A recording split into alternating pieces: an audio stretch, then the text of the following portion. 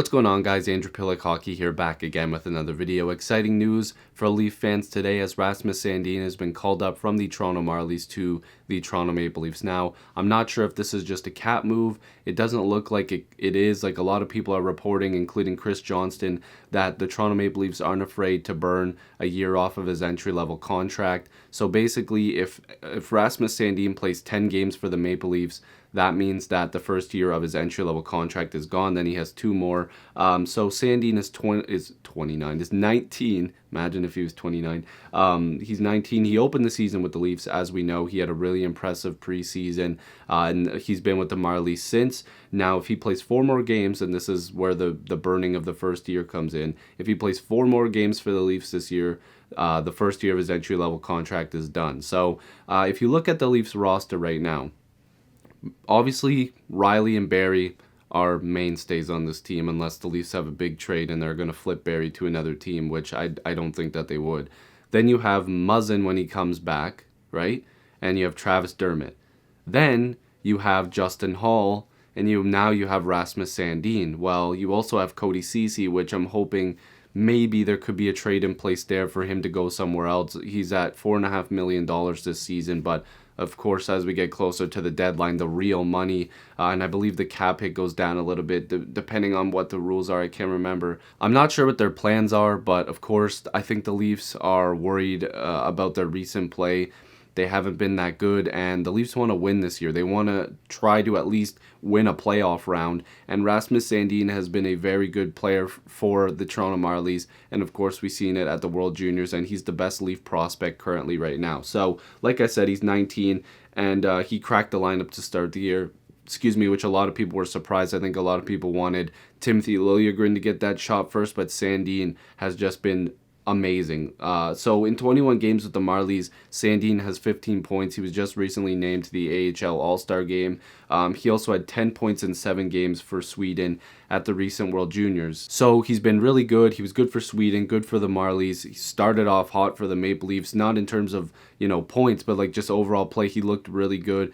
He was also the defenseman of the tournament at the World Juniors, but apparently, like, from other people who know more than me, of course, because they're tracking games and stuff like that, his advanced analytics look pretty good, and his overall game looks good. And just from somebody that does look into stats, but also just from an eye test, you would see, like, he looks really good. His overall game does look really good. Now, the Leafs play tomorrow at the time I'm recording this. You guys are probably watching this on Monday as well, because this is big news. But they're playing New Jersey tomorrow, and again, depending on when you're watching, it could be tonight. But the New Jersey Devils are a team that haven't been that good this year. I wonder if they're going to give Sandin a taste just to see if he can fit in with the team again. But I think he can.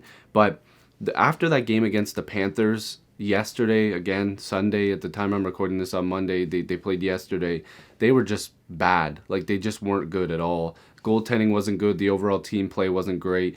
So they need something to spark the lineup a little bit, and I'm wondering if maybe they have a trade in place at some point to address maybe the defensive position, even if they don't keep Sandin around. And I'm not saying trade Sandin. I'm saying if they want to see if he can handle it for a couple games, and then maybe if they don't believe that it's his time, then maybe they make a trade and put another defenseman there. But there's a lot of options right now for this team. I think the Leafs are a team that people think won't make a move because of their cap situation, but I think Kyle Dubas and Brandon Pridham have an idea of what they want to do, and same thing with Brendan Shanahan and Sheldon Keefe, because the whole squad, the management, the coaching, they're all on the same page, which is really good. So we'll have to see what happens, but I'm excited to see. Hopefully Rasmus Sandin will get in some games. He's a very exciting prospect, and I actually do believe that he's ready to play in the NHL. We've seen him at the beginning of the season. We've seen him with the Marlies, and at the World Juniors, defenseman of the tournament, he looked really good,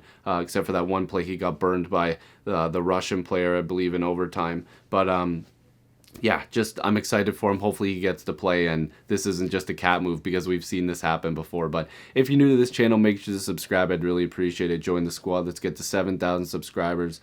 Again, just enjoy the game on Tuesday, regardless of if Sandin's playing.